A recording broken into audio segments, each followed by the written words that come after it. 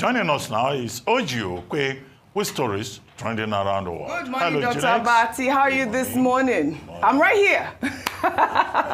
Good morning, Bimbai. How are you this morning? Oh, you're looking so bright. I love the color. Thank you. You too. She's been looking brighter since she returned from the US. Yes, true. Well rested. I know why. You want me to announce? Go ahead. I mean, I don't know why. Because I would like to know. I'd like to know too. I like to. Good morning, Rufy on fire. She told us herself. Rufy on fire. How are you this morning? You are adorable, so we call you Adora. She's our Adora. She's our Adora. Well, all right. Good morning to you, viewers. Let's begin what's trending. Reactions have trailed the visit by Pastor Tunde Bakare, a former presidential aspirant to President Bola Ahmed Tinubu at his residence in Lagos. Bakare stated after the meeting that his lifelong vision is to see a Nigeria that works, emphasizing that he shared his thoughts on this with the president. He also expressed optimism that God would guide President Tinubu to help the nation bounce back and leave an indelible mark. Let's take a look. Well, it's not about just reservations. It's about how the country will go well. My personal vision is to see a nation that walks in my lifetime. And those things I've discussed with Mr. President. They're not hidden things, but I've learned that when you discuss with the person in charge, you leave it with him to do whatsoever he wills with what you have suggested. So I've had a private conversation with Mr. President, and I'm glad that he received me well, and I trust that God will help our nation. What transpired in my discussion with him stays with me and with him. God guiding him and giving him wisdom will help this nation not to slide or go down the drain, but to bounce back so that it can leave a mark that cannot be erased. Well, all right. Well, this meeting comes just weeks after Bakare publicly criticized the president, urging him to stop playing God and embrace humility in governance. Bakare accused Tinubu's administration of steering Nigeria adrift, descending into tyranny, and demonstrating a brazen abuse of power. He specifically pointed to the National Assembly becoming a haven for legislative rascality and a rubber stamp for the executive rather than upholding constitutional governance. Let's take a look before we take some reactions. Mr. President, it is through your influence that the Nigerian National Assembly has become a haven for legislative rascality. Mr. President, it's under your watch that the National Assembly has become an extension of the executive, grossly violating the principles of separation of powers and rubber stamping the whims and caprices of your office, all while singing the international anthem of self-governance on your mandate, we shall stand. I say, Mr. President, Nigeria is too delicate for this kind of politics. If this state capture was what you meant by a Milokan, it is an anticlimax that can only be counterproductive at the end. I urge you, Mr. President, to think deeply and reflect on these words. No man is wise enough, nor good enough to be trusted with unlimited power. Mr. President, please stop playing God. All right, you know, I had to play this video side by side with the visit because obviously that's what caused the reaction, because I believe this comment was, you know, back in April, just a few weeks ago. And of course, Nigerians have reacted to the visit and his statement there where he made after he visited the president yesterday. Let me take this tweet from JJ, who wrote, "Everyone is just fighting for his personal interest and pocket. Nigeria lacks leaders with conviction and personal integrity. They say one thing today, tomorrow you see them doing other things, e.g. Wike, Bwala, Reno, Shehu Sani, and now Bakare. It's indeed pathetic, and you'll understand why. But you know, I mean, after he's a man of God, after that meeting with President Bola Ahmed Tinubu at his residence, I believe, you know, he's now adopted a more, you know, conciliatory note and all of that. Bye, our favorite Naija wife. Go ahead. You know, he's been extremely vocal even Yes. since May 2023 about how he felt about the election. Yes. He expressed how he thought it wasn't a free and fair election, Yes. how he felt that he didn't agree with President Tinubu's values. So this has been consistent from him. Well, since he won't tell us what happened in the exchange, we now have to speculate and assume. It would have been nice for him to just give us a summary of some of the key points addressed in that exchange, because his body language shows us that he didn't go in with the same fiery opposition spirit that we've seen him express over time. Again, it's all assumption, but I would have hoped. See, I don't. There's nothing wrong with opposition leaders going to see the president, but what we want is opposition leaders who go and stand on their own principles, who stand on values, who stand their ground when they go and meet the president. Not that they go there, then they all come out sheepishly, smiling, okay, well, things are going to work out. Of course, it's important to be optimistic and believe that things will work out. But the point I'm making is that we need strong, bold opposition who are ready to challenge and tackle these issues in a very diplomatic and democratic way when they go and interface with these leaders. But the body language we're seeing, since again, he's not disclosing what was discussed, is a little bit disappointing, especially because over the past few days, we've seen Simfubara, we've seen Governor Adeleke. Remember, I shared a video with you where some Osun State APC chieftains were saying that, we're warning Governor Adeleke that the APC ticket is not for sale. You can't pay President Tinubu for it. So we were laughing. we were laughing about it. Because obviously we took the story of Adeleke yesterday and he clearly detailed that he was a visit for Salah. And obviously there was a statement that was released yesterday from, you know, the Osun's spokesman saying that Adeleke was not defective. But of course, the questions around that citizens will ask when they see these images is, what are the undertones of these conversations? What is being planned? Is Tinubu, the master strategist, bringing everybody under his net so that there will be no opposition in 2027? Okay. Pastor Tunde Bakare is not opposition. He's a prophet of God. He's a man of faith. And the interaction between, you know, pastors or prophets and kings it's a well-established tradition. If you go very quickly to your Bible and you open to 1 Kings chapter 18, you will see the story there of King Ahab and his relationship with Prophet Elijah. Prophet Elijah was a man of faith, and he was very critical of King Ahab. And he usually gave predictions, and he always told him, and he was very consistent.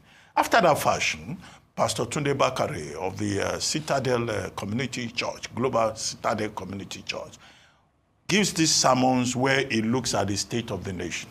The last one he did was 45 days ago, where he was very critical, as we have seen, of the Tinubu administration. So he was not speaking as an opposition figure. He was speaking as a man of faith, making prophetic pronouncements. But that does not stop him from, you know, going to visit the president in the spirit of the season. He has said, well, he does not want to disclose what they discuss. It stays with him. It stays with President Tinubu himself. But whatever message that he has delivered, he summarizes that his vision is that of a Nigeria that works. And that's what all of us are asking for. Yeah. We want a Nigeria that works, whether in the Northeast, or in Benue, or in Imo, or in Umukwata. Nigeria must work. For the first time. Of course. Nigeria must work for all of us, whether we're in the rural or the urban areas. So, you know, I assume that we shouldn't read too many minutes. That does not stop Pastor Bakare from giving another State of the Nation address and criticizing the president, because the job of these religious leaders is to speak truth to power, to be prophetic.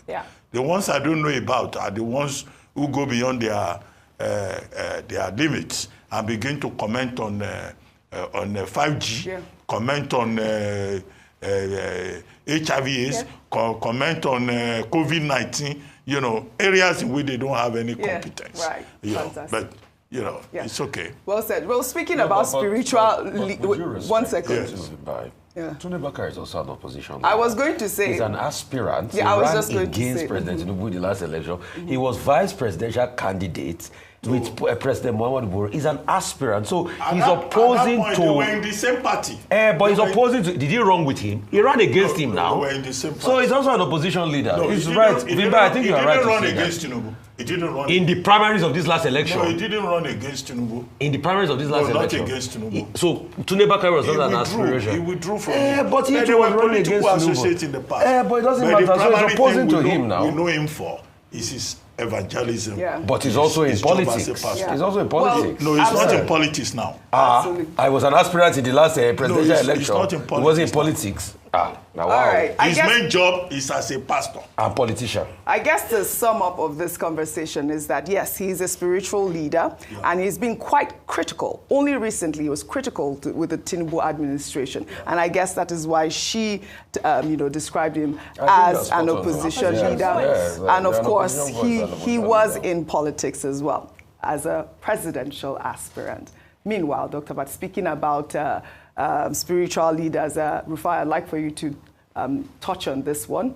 Meanwhile, a coalition of Catholic priests under the Charismatic Bishops' Conference of Nigeria has appealed to President Bola Ahmed Tinubu to declare a state of emergency in Benue State following the killing of 43 people in Gewa West and Apa local government areas. The President General of the coalition, Leonard Kawas, during a press conference on Wednesday, denounced the violence, warning that the ongoing bloodshed and displacement have reached catastrophic levels. Let's take a look. Refugee camps are swelling, internally displaced people are multiplying, and we are saying to our President, Bola Ahmed Tinubu, that the time for people to be playing politics with the lives of Nigerians is over. Therefore, if Mr. President could declare a state of emergency in Rivers State that had less crisis, what is stopping Mr. President from declaring a state of emergency in a place like Benue and a few other states that are already at war? Well, all right. Speaking about spiritual leaders, speaking truth to power, your thoughts on the bishop right there? This is, with due respect, this is speaking rubbish to power, with due respect to the bishop. This is speaking absolute bunkum to power. A bishop endorsing a constitutional aberration. What's this country becoming? A bishop endorsing a constitutional aberration. So now so they declare state of emergency. State of emergency now 3 for 5 naira. Well, he believes that there is already war in Benue. That's what he says. So declare state of emergency. So removing a fellow priest. And see, I will hold brief. He didn't say remove, declare. Not if remove. You declare state of emergency, you are removing the governor now. That didn't happen during Jonathan. You are removing the governor with the President Tinubu assets. Oh, well, that didn't happen during the Jonathan with era. The president, I'm not saying Jonathan. Tinubu is not Jonathan. They are two different human beings. Okay. Even the spelling of their name is different. Jonathan, Tinubu is different. With the President Tinubu assets is... Leave me alone this morning. My baby. I'm serious. Go ahead. If I could hold it, go ahead. Don't worry. Go ahead. With the President Tinubu has said, if he declares a state of emergency, it means he's removing the leader. What they are driving at is to remove the leader. I'm going to hold brief. See, you might say anything you want to say against me this morning. He's a member of the Catholic Church. That's what shocks me the most. I'm not saying he shouldn't be held accountable, but remember also they were against him even dabbling into politics at first, in the very start. So is the solution now the state of emergency?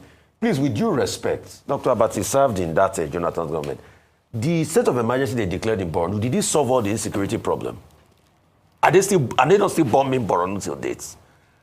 And please, we have and that's why I asked the question of other state actors and militia leaders. It's a multifaceted angle of what is happening in Borno, in Benue State today. There's also a political dimension to it. Look at the squabble going on in the APC as we speak. The governor is dealing with a lot. I'm not saying he cannot do better. He can do a whole lot better. But declaring the state of emergency is not the solution.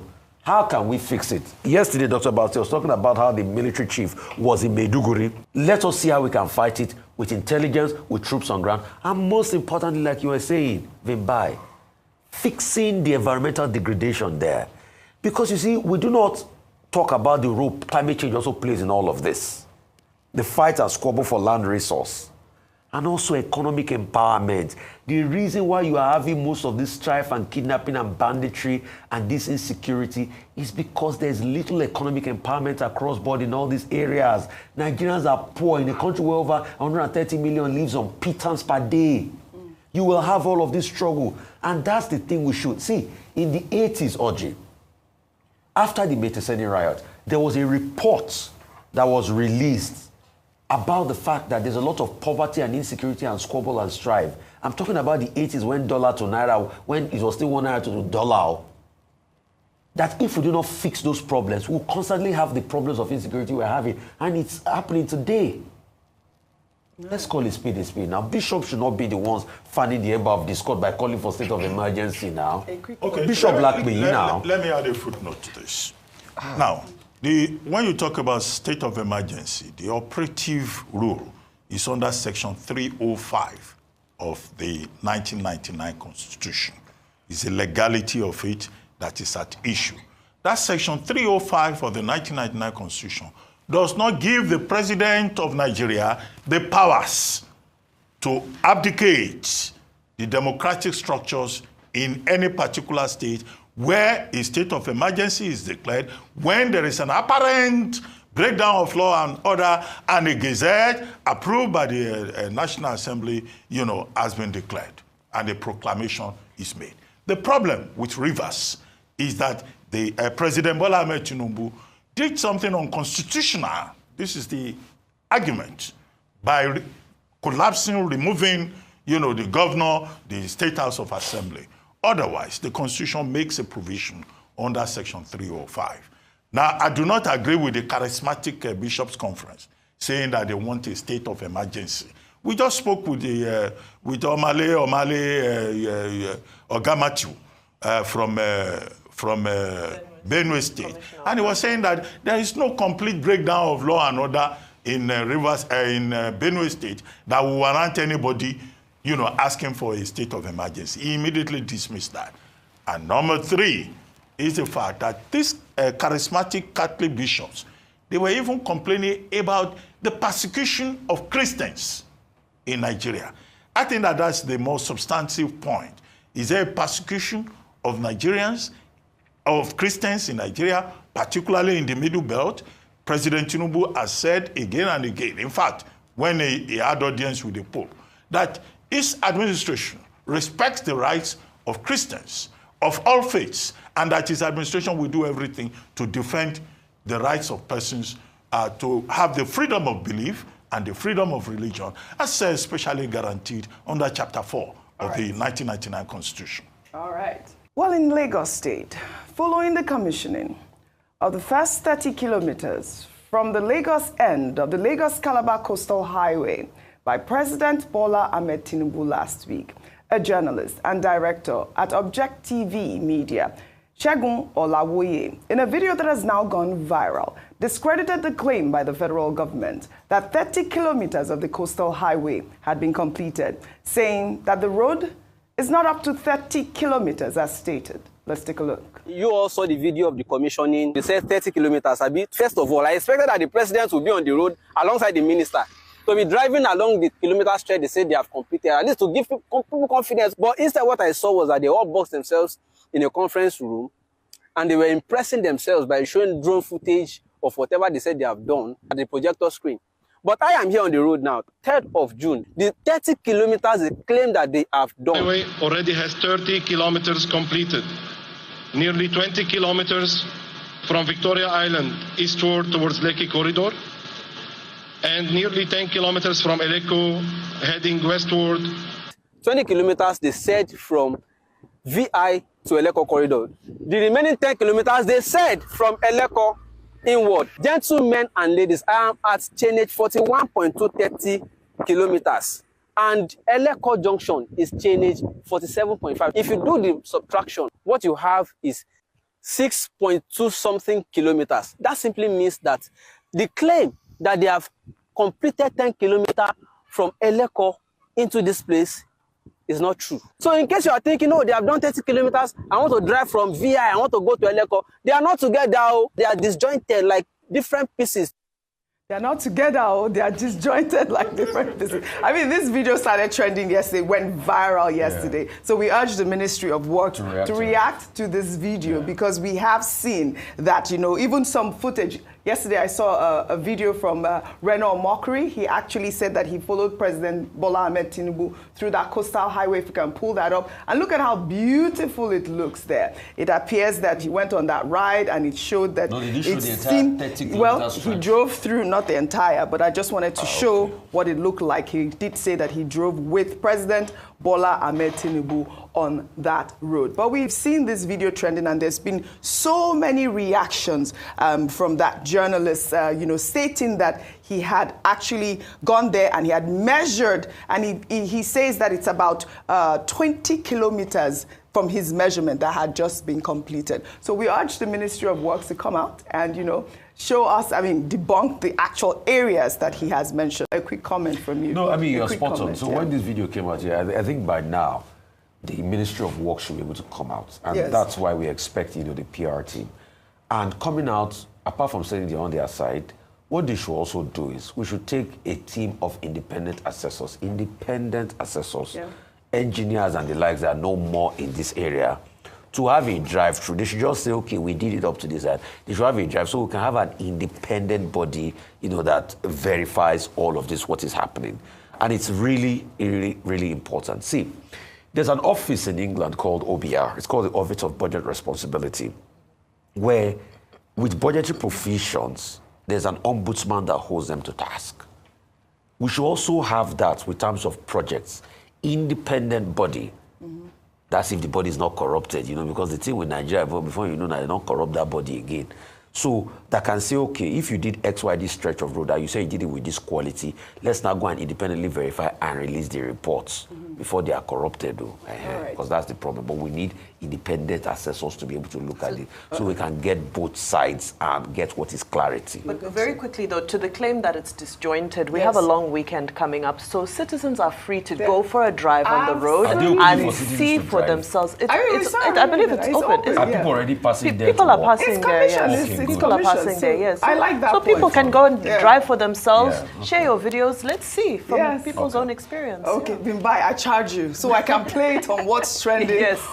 On Monday. On Monday, would you do that? But you're sure that citizens are passing there to walk? Yes, right. They are using that road already, you're sure? Yes, okay, so some of your people using it, okay. Yes, plus I just played Reno Mokuri's video as well. No, this was official usage, it's not... Is he an official? Okay, well, he said he was with the president. You can see convoy now, that's official. He said he was with the president. As in citizen pass, have they opened Okay, well, still in Lagos, I mean, just talking about the beauty of Lagos and what, you know, the government is doing, the Commissioner of Environment and Water Resources in Lagos, Tokunbo Wahab, has said that the state will impose a fine of 250,000 naira or a 3-month jail term on individuals who dump refuse illegally, litter, or deface the streets. He made the announcement on Tuesday at a media briefing, warning that serial offenders will face even stiffer punishment. I mean, I think that this is kudos, really, because we've seen crazy people, even, you want to say something, dumping on the streets. I like this. I was going to say that Commissioner Tokunbo Wahab was just restating the law. The Lagos State government has what they call the environmental law, you know, of 2011. Law of the Environment, Lagos State 2011.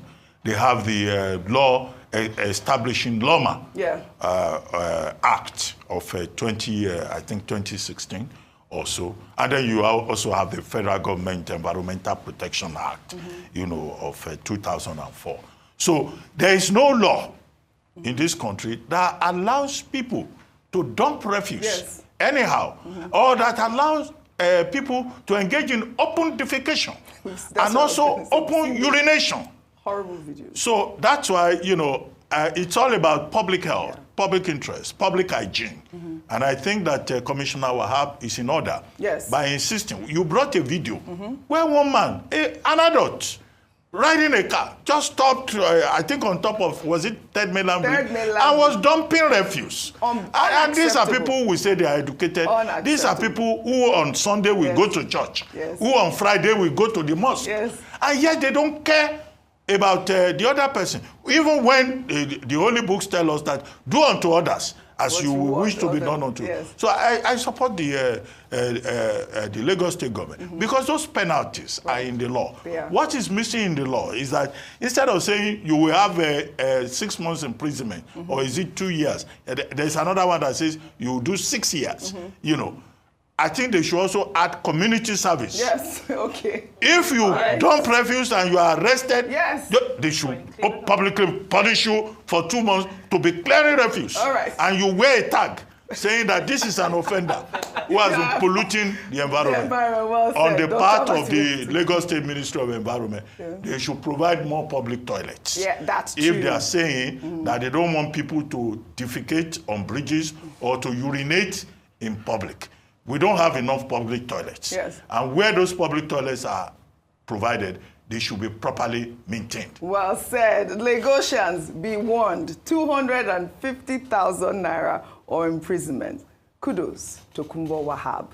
Let's head over to Delta State now. Following the recent protests over the spate of kidnappings in Abraka and its environs, security operatives comprising federal hunters, vigilante groups, and the Nigerian police force on Wednesday killed 4 suspected kidnappers. Many gathered in front of the Abraka Divisional Police Station to celebrate with the security agents after their successful mission. Let's go. All right, we are live in Abraka. You can see the people are outside. They are catching a glimpse of what is happening in the station. Men of the Nigerian police force, in collaboration with the local hunters, they have caught some kidnappers and recovered an AK-47. This is in response to our protests, the Bush protests that the military chased us, shot at us, and took away my car. Now, this is in response of the protest. This is the response of the protest. This is the success of the protest. You can see the people's power will always prevail. No matter how they shoot us, we must yarn. Kudos to our forces, our security agents, Nigerian police force. We did take the story yesterday, Rufai, where we saw the security agents shooting around that, police station, trying to disperse the crowd. But you were saying that there's been some sort of reprisal. Yeah, so at first, kudos to our security forces, kudos to the police. I mean, the police did a yeoman's job. While all of that brouhaha happened the day before, which we condemn, the killing of an innocent protester, they went out there and they smoked out and neutralized some kidnappers out there, which is a big kudos to the police force. As we speak, I hear that the Delta State government is convening a security meeting to be able to talk to security stakeholders. I also hear, and I saw this from a couple of people across some blogs, that they were trying to go rescue some people yesterday, and there was an ambush on them. I just hope members of the police force are safe. This is what we require from our police force, standing up for the citizens and doing very well. And we give kudos to them. In fact, these are police officers are true heroes at this point in time. It's not only when they don't do right, we say it. When they do right, we say it. And this is something. But most importantly, we must be able to make Abraka safe and secure. Absolutely. Lovely, wonderful town where you have the Delta State University, lovely beaches around it, economic activity, picking up in and around that area, and we cannot allow kidnapping and insecurity, take over that area. It has to be said. Absolutely, and also we call on, the Delta State government and Delta State security forces as well to continue to protect the people of Abraka and its environs. Well, let's take our story now under milestones. Honoring the late Kudirat Abiola, wife of MKO Abiola, the presumed winner of the annulled 1993 presidential election. 29 years after her passing, her legacy remains symbolic as a fearless voice for democracy.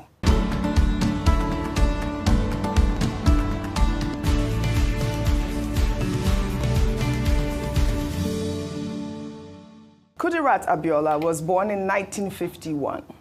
She was a businesswoman and a mother of 7 who emerged as a courageous pro-democracy activist following the annulment of her husband, MKO Abiola's victory in the 1993 presidential election after he declared himself president in 1994 and subsequently jailed.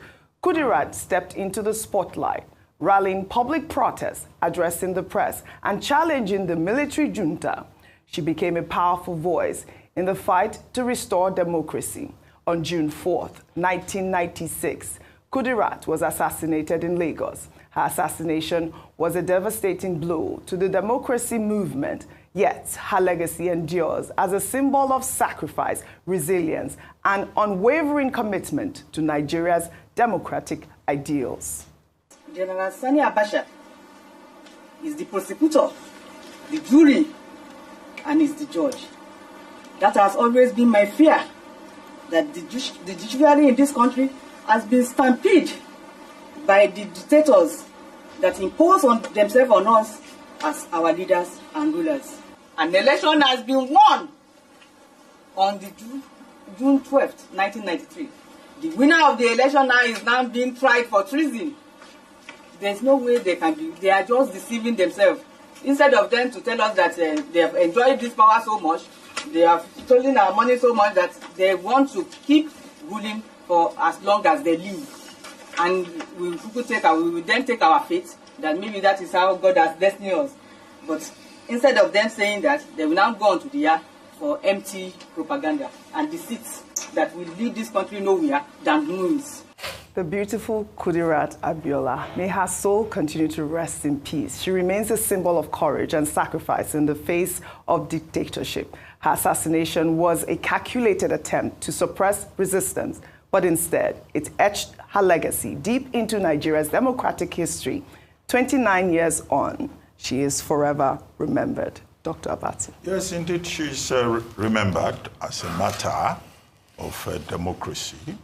She was the second wife of Chief MKO Abiola, I think 73 to 96, the mother of Afsat Abiola, the mother of Abdulmumini. There's another famous son, who is also a son, Jamiu, the bearded one, who speaks about 5-6 languages. Now, she supported her husband, and she was part of that struggle. And then she was killed around the Oregun area. You know, as it turned out later, during the trials, the investigations, it was Sergeant Barnabas Jabila, popularly known as Sergeant Rogers, who confessed, I think at the Oputa panel, that he was directed to carry out the killing with 5 others by, I think, Major Amzat Mustafa at that time. But still today, people are still asking, where is Rogers? Where are those other people who were involved in the killing of Alhaja Kudirat Abiola?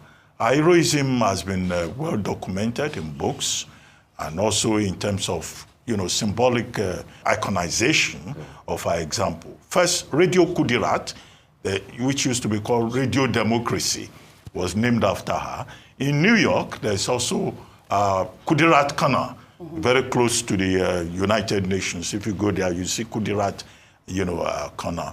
But the thing, however, is to further highlight the symbolism of June 12, the freest and fairest election ever conducted in this country. And yet so many people had to suffer for it. Journalists died, people went into exile.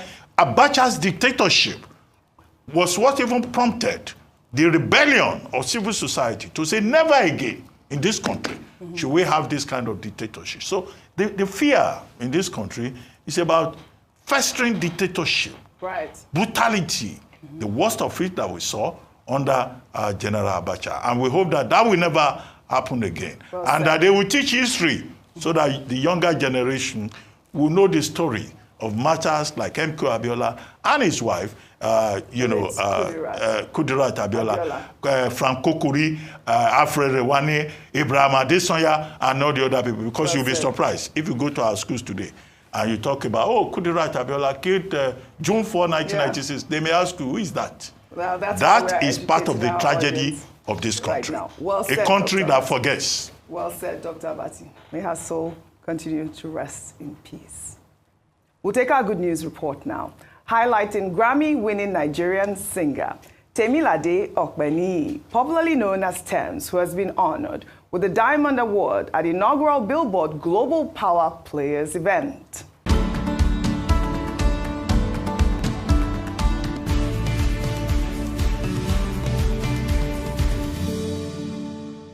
On Wednesday, June 4th, Billboard hosted its first Global Power Players event in London, where Sir Elton John, his manager husband, David Furnish, Empire founder, Gazi Shami, and Afrobeat superstar, Tems, were recognized with special awards. Elton John and Furnish collected the Creators' Champion Award, with Elton John saying in his speech that supporting the next generation of British artists is one of the major driving forces in his life. Tems, in her remarks, reflected on her journey as an African artist and expressed appreciation for Billboard's growing recognition of African music and culture on the global stage. Let's take a look. Such a great honor, and I'm really, really happy that African music especially is moving in heights that have never been done before. And Billboard is one of those key players in moving that needle forward in Africa. So I thank you, Billboard.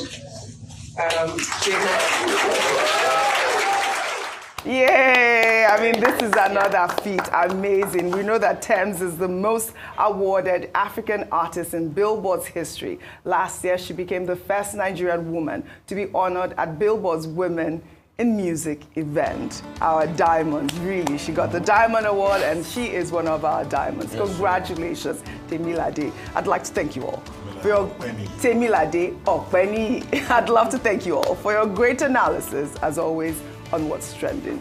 And of course, kudos, Tems, and Afrobeats to the world. Well, that's all I have for you guys on what's trending today. I'll see you all tomorrow.